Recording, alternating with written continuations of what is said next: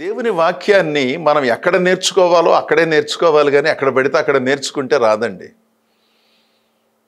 ఎక్కడ పడితే అక్కడ దేవుని వాక్యాన్ని నేర్చుకున్నానండి అని చెబితే కుదరదండి. అంత గొప్పగా నేర్చుకుంటే ఎలా ఎందుకున్నావు, ఎలా ఎందుకు చెబుతున్నావు? ఎప్పుడు ఏ పాట పాడాలో తెలియదు, ఎప్పుడు ఎలా ప్రార్థించాలో తెలియదు, ఎప్పుడు ఎలా వాక్యం చెప్పాలో తెలియదు. దేవుడు అనుగ్రహించిన సమయ పరిధిని వినియోగించడం చేత కాదు. మరి దేవుని వాక్యాన్ని నేర్చుకున్న పద్ధతి ఇదేనా? వీటికి కూడా సమాధానం చెప్పవలసి ఉంటుంది. అలాంటి వాళ్ళు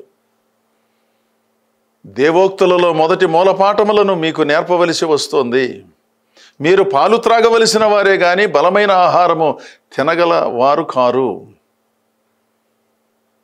దేవుని ప్రజలారా, మనం దేవుని సంగతులను నేర్చుకోవాలి.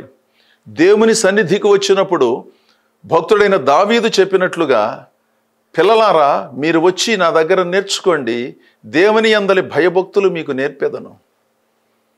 అన్నీ తెలుసు అనుకునే వాళ్ళు ఎందుకు నేర్చుకుంటారండి? నాకు తెలియదు అనుకుంటేనే మీరు నేనైనా నేర్చుకోగలను. నేను ఎప్పుడూ చెప్పే మాట, నేను నేర్చుకుంటూ నేర్పించే పద్ధతిని అనుసరిస్తున్నాను, కానీ సర్వమును గ్రహించిన వాడనై మీ ముందుకు నేను రాలేదు, రాను కూడా. నా జీవిత కాలంలో దైవ సంబంధితమైన పూర్తి జ్ఞానం లభిస్తుందని నేను భావించటం లేదు.